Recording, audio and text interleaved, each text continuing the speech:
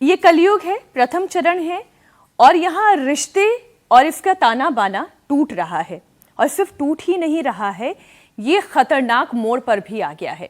हाल के दिनों में एक खबर मैंने खुद ने सुनाई है दर्शकों को, आपके भी नजरों के सामने जरूर आई होगी, कि एक पत्नी ने अपने प्रेमी के साथ मिलकर अपने पति के टुकड़े करके उसे एक नीले ड्रम में भर दिया, उसमें सीमेंट डाल दिया और जब छोटी सी 4 साल की बच्ची से ये पूछा गया कि तुम्हारे पिता कहाँ हैं, तो उसने कहा वो ड्रम में सो रहे हैं।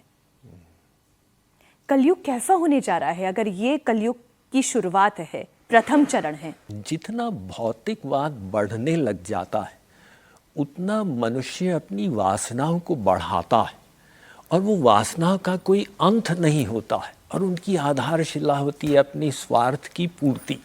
तो मनुष्य स्वार्थी होता चला जाता है।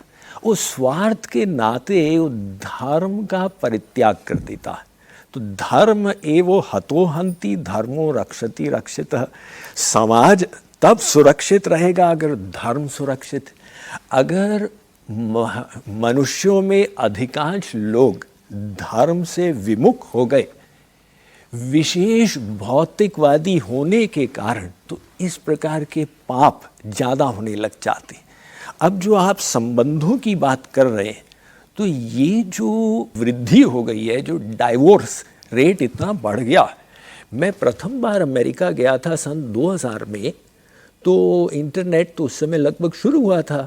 अब वो फैक्ट्स मैं चेक कर रहा था डाइवोर्स रेट की, भारत का डाइवोर्स रेट कितना है, और वो चार्ट में था ही नहीं। क्यों? क्योंकि इतना कम था डाइवोर्स रेट भारतवर्ष में कि वो चार्ट में आ ही नहीं रहा था, 1 आउट ऑफ 1000।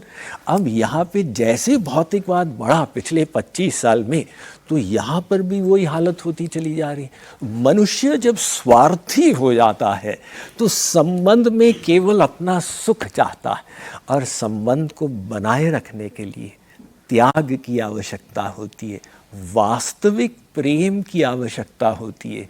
उसमें दूसरे का सुख सोचें, दूसरे का हित सोचें, उसमें अपने सुखों का परित्याग करें, तब वो संबंध बढ़िया तालमेल के साथ दोनों के लाभ के लिए चलता जाता। मेरे इसी प्रश्न का जो दूसरा हिस्सा था कि अगर कलयुग के प्रथम चरण में ही इतना पाप बढ़ गया है, तो कलयुग का जो अंतिम चरण होगा और फिर जो अवतार लेंगे विष्णु, कल्कि के रूप में वो अवतार लेंगे, उस वक्त पृथ्वी कैसी होगी, इसके बारे में पुराण क्या कहता है?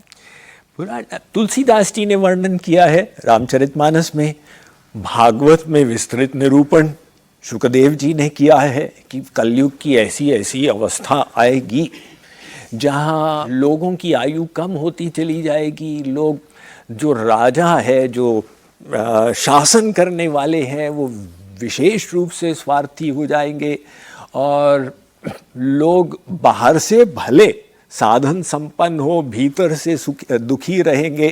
तो ये सब शास्त्रों में उसका वर्णन है। अब वो तो भविष्य में जो आएगा सो आएगा, भगवान का संसार है, वो चिंता करें। हम लोग ये चिंता करें कि कैसे हम श्रेष्ठ बने, और नंबर 2 कैसे हम श्रेष्ठ करें, और परिणाम स्वरूप कैसे हम आनंदमय हों। इसलिए हम लोग अपनी संस्था में एक स्लोगन रखे हैं, do good, be good, feel good. इस पे फोकस करो।